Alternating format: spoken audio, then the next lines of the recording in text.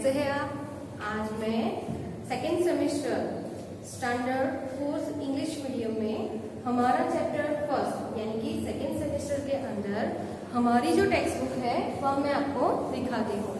यहाँ हमारी second semester की टेक्स्ट बुक है जिसमें 1 से 8 चैप्टर दिए गए हैं। तो आज हम पहला हमारा जो चैप्टर है वह मैं आपको समझाती हूँ। चैप्टर नंबर 1, नई राह यानी कि नया रास्ता। तो यहाँ पर सबसे पहले छोटे छोटे शब्द दिए गए हैं। तो टेक्स्ट बुक के अंदर चित्रों के साथ हमें यह शब्द जो है वहाँ दिए गए हैं। यहाँ पर सबसे पहले अभ्यास नंबर 1, अभ्यास 1, पहचानिए, पढ़िए और बोलिए।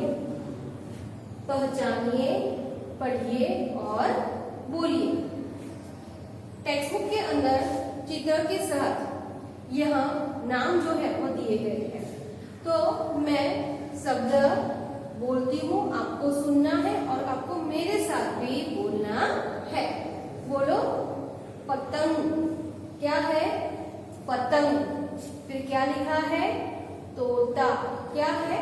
तोता। फिर यह क्या लिखा है? मोर। क्या लिखा है? मोर। फिर यह क्या है? घोड़ा। क्या लिखा है? घोड़ा। फिर क्या है? हाथी। हाथी। फिर यह क्या लिखा है? घर। क्या लिखा है? घर। फिर यह क्या लिखा है? रथ। क्या लिखा है? रथ। फिर लिखा है मोटर। मोटर। फिर है पेड़। क्या है? पेड़। फिर यह क्या है? पपीता। क्या लिखा है? पपीता। फिर यह क्या है? टमाटर। क्या है? टमाटर। फिर लिखा है डमरू। क्या लिखा है?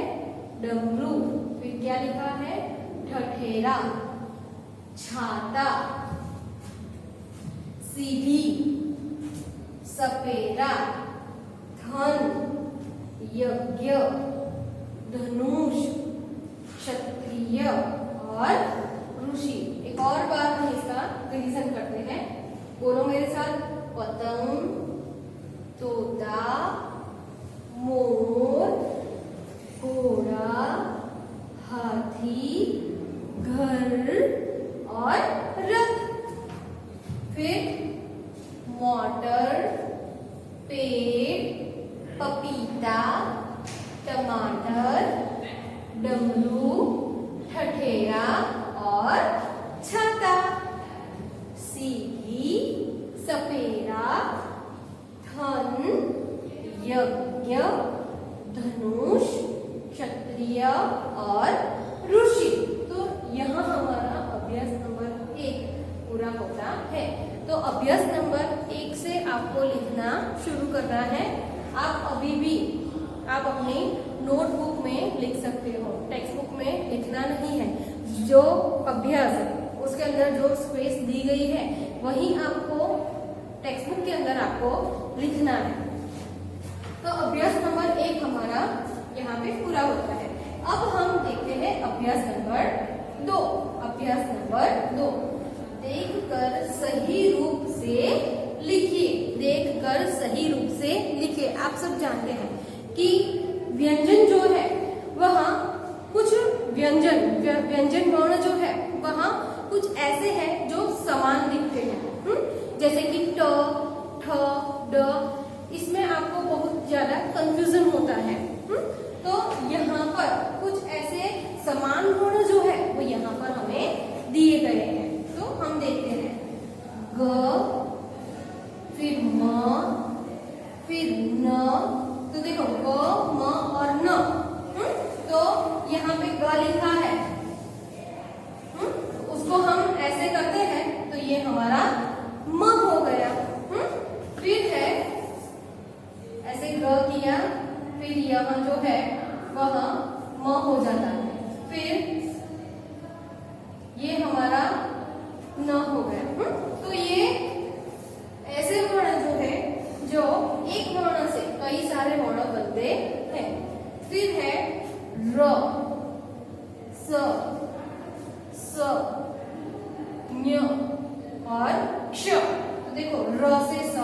बनता है, स से सपेरा भी बनता है, यज्ञ भी बनता है ज्ञ, और च से क्षत्रिय भी बनता है।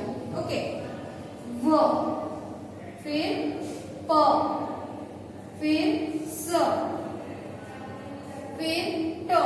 तो प से स भी बनता है व, तो ये व हो गया। प और स, फिर यहाँ ट है, तो ट, फिर इसको हम ऐसे करते हैं तो ये हमारा ठ हो गया। फिर इसको ऐसे करते हैं तो ये हमारा ड हो गया। फिर ये हमारा ढ हो गया। ओके, तो ट से ढ तक समान वर्ण हमें दिखाई देते हैं। फिर यह क्या है, त है। क्या है, त। ओके, ये है थ, ध और घ। ध और घ में आपको कंफ्यूजन सबसे ज्यादा होता है। कैसे, तो ध कैसे लिखते हैं, ऐसे लिखते हैं, और घ, तो ये ध से ध्वजा होती है और ये घ से घर होता है। ओके, फिर यह क्या है, य। क्या है, य। फिर यह है ह, छ, त्र और रु।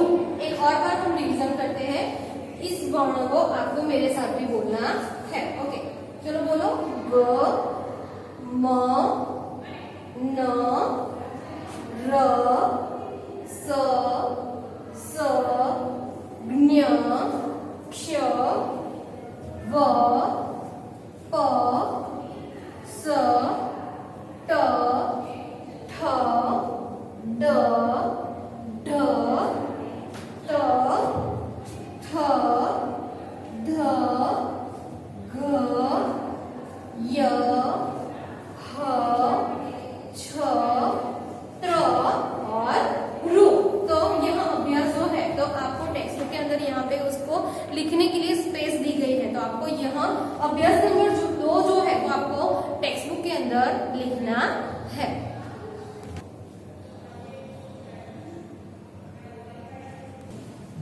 ओके, अब हम अभ्यास नंबर 3 को समझते हैं। यहाँ पे क्या कहा है कि गुजराती और हिंदी, गुजराती और हिंदी वर्णों को समझिए, बोलकर पढ़िए और लिखिए। क्या कहा है कि जो गुजराती और हिंदी वर्ण जो है उसको समझना है, बोलना है और पढ़कर लिखना है। तो पहले यहाँ गुजराती का ग दिया गया है और यहाँ हिंदी का ग है, तो यहाँ पर गुजराती वर्ण दिए गए हैं और यहाँ पर हिंदी वर्ण दिए गए हैं। तो हिंदी और गुजराती दोनों वर्ण को हम समझते हैं। यह है ग, तो यह हिंदी का ग है। यहाँ गुजराती का म है, तो यह हिंदी का म है वर्ण। फिर यह गुजराती का न वर्ण है, तो यहाँ हिंदी का न है। फिर यह र है, यह भी हिंदी का र है। फिर यहाँ गुजराती का स लिखा है, तो यह भी स है। फिर यहाँ स, सपेरा, तो यह भी हिंदी का स दिया गया है। ये ज्ञ है, तो यह भी हिंदी में ज्ञ ऐसा लिखा जाता है। फिर यह गुजराती का क्ष से क्षत्रिय लिखा है, तो यह भी हिंदी का क्ष लिखा हुआ है। लेकिन यहाँ पे जो गुजराती और हिंदी दोनों जो वर्ण है, तो वहाँ उन दोनों में क्या समानता है कि हम देखते हैं कि कुछ वर्ण ऐसे होते हैं गुजराती के जो हिंदी के जैसे ही लिखा जाता है, लेकिन उसके हिंदी में क्या है कि ऊपर सीरो रेखा, तो आप जानते हैं कि सीरो रेखा हम किसे कहते हैं, जैसे कि यहाँ थ लिखा है, तो ऊपर यहाँ जो है उसे हम सीरो रेखा कहते हैं। रेखा खींचते हैं, यानी कि सीरो रेखा हम इसे कहते हैं। क्या कहते हैं इसको, सीरो रेखा कहते हैं। ओके, अब हम देखते हैं, यहाँ गुजराती का व है, तो यहाँ हिंदी का व है, दोनों में समान है, लेकिन व के ऊपर क्या है, सीरो रेखा की गई है।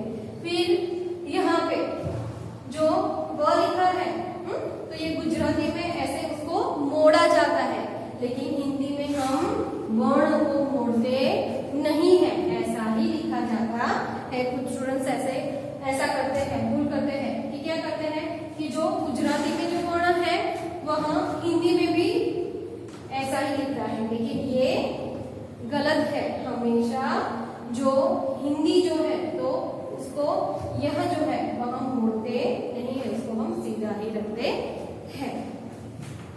फिर यह गुजराती का क है, तो यह हिंदी का, दोनों में समानता हमें नजर आती है। हिंदी में ऊपर जीरो रेखा की गई है, इसके ऊपर जीरो रेखा नहीं है। यह जो है उसको हमने मोड़ा है, हिंदी में हम मोड़ते नहीं है। फिर यहाँ है स, तो यहाँ भी हिंदी का स से षष्ठकोण का है। फिर यह ट है, तो भी यह ट है। फिर यहाँ क्या है, ठ है, तो यहाँ हिंदी का ठ लिखा है। फिर यहाँ गुजराती का ड है, तो यहाँ हिंदी का ड है।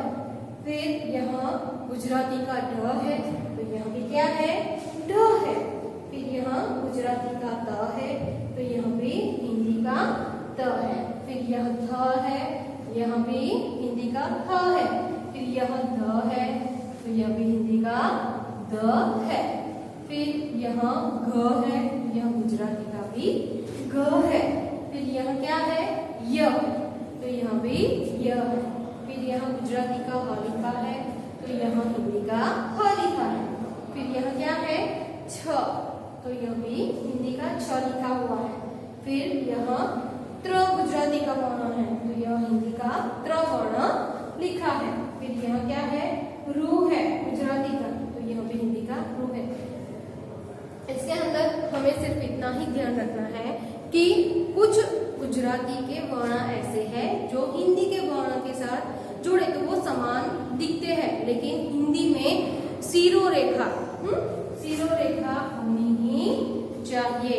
और जो वर्ण है उसको हम मोड़ते नहीं है, मोड़ते हैं नहीं, मोड़ा जाता है। तो यह हमें खास ध्यान रखना है।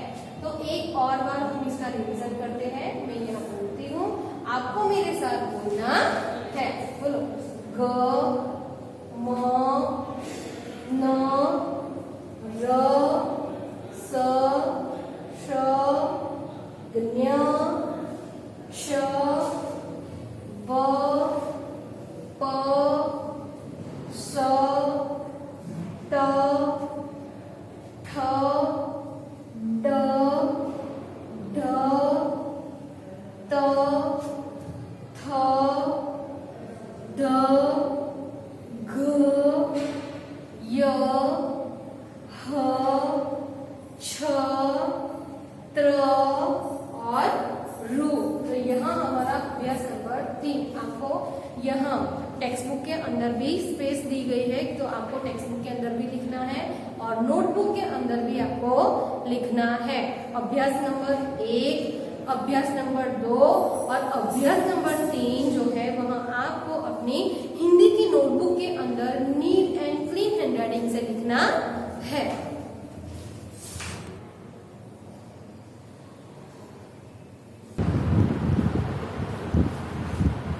ओके, अब हम अभ्यास नंबर 4 समझते हैं। पहचानिए, पढ़िए और बोलिए। पहचानिए, पढ़िए और बोलिए। तो जिस प्रकार अभ्यास नंबर 1 के अंदर हमने देखा, उसी प्रकार यहाँ पर भी हमें वैसा ही समझना है। तो उसके अंदर पिक्चर्स, यानी कि टेक्स्ट बुक के अंदर पिक्चर्स दिए गए हैं। तो यहाँ पर मैं आपको यहाँ शब्द दिए गए हैं वो मैं समझाती हूँ। मैं बोलती हूँ, मेरे साथ साथ आपको भी बोलना है। यह क्या लिखा है, तितली। क्या है, तितली। फिर है मछली। क्या है, मछली। फिर क्या है, बकरी। क्या है, बकरी। फिर लिखा है कमल। फिर है तराजू। फिर है गमला। फिर है नल। तो टेक्स्ट बुक के अंदर आपको चित्र के साथ यह सारे शब्द जो है वह दिए गए हैं। चूहा, बैल, उल्लू, भालू, खरगोश, बंदर,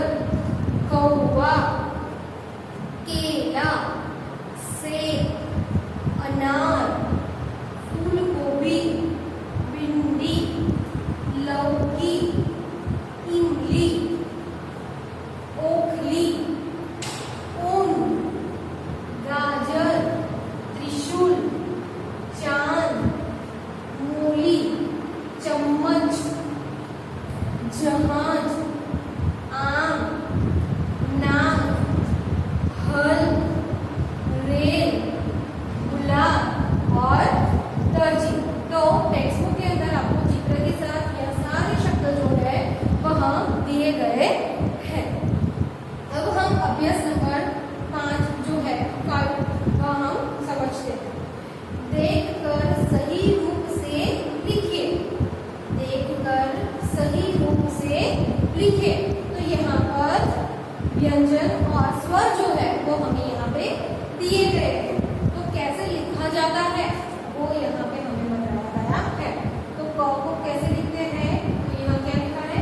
क, फिर ख, फिर च, फिर ज, फिर ई, यह क्या लिखा है?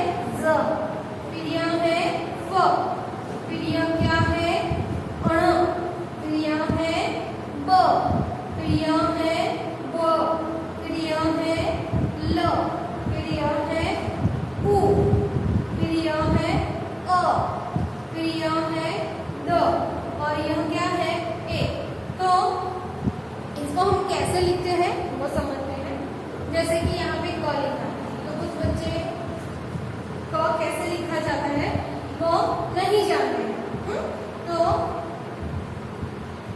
ऐसे भी होता है, फिर ऐसे करके ऐसे भी हम लिखते हैं। फिर ख,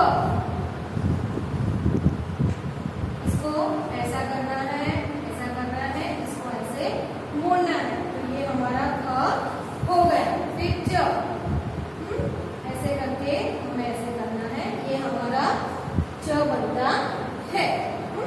कुछ बच्चे स फ जो है तो वो लिखना नहीं आता है, उसको फ करना है, फिर ऐसे उल्टा करना है। तो ये हमारा फ हो गया। इसी प्रकार सारे व्यंजन और स्वर जो है इस प्रकार हम लिख सकते हैं।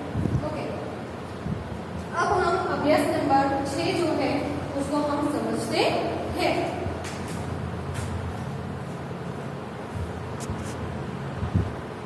ओके, अब हम अभ्यास नंबर 6 जो है उसको हम समझते हैं।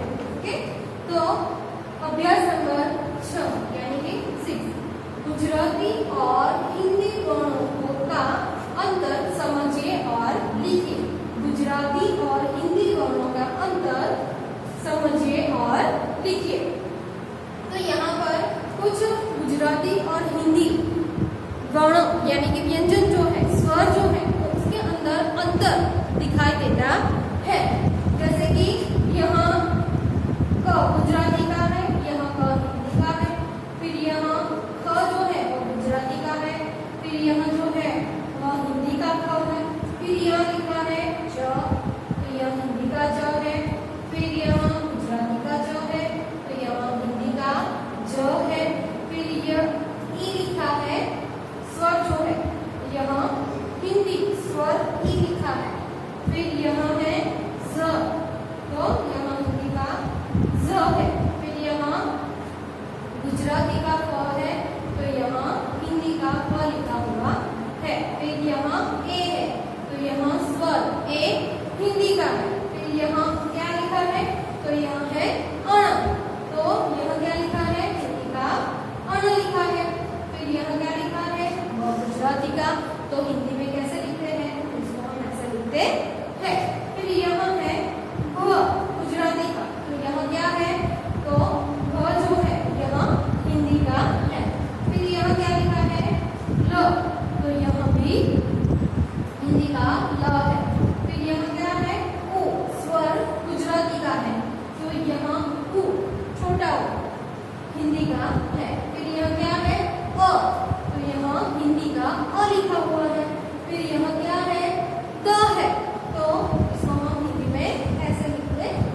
फिर यह है गुजराती स्वर का ऐ है, तो ऐ को हम ऐसे लिखते हैं जैसे कि हिंदी में ऐसे ऐनक हम कहते हैं वह। तो यहाँ पर अभ्यास नंबर 1 से अभ्यास नंबर 6 तक 6 तक हमारा यह चैप्टर नंबर 1 जो है वह कंप्लीट होता है।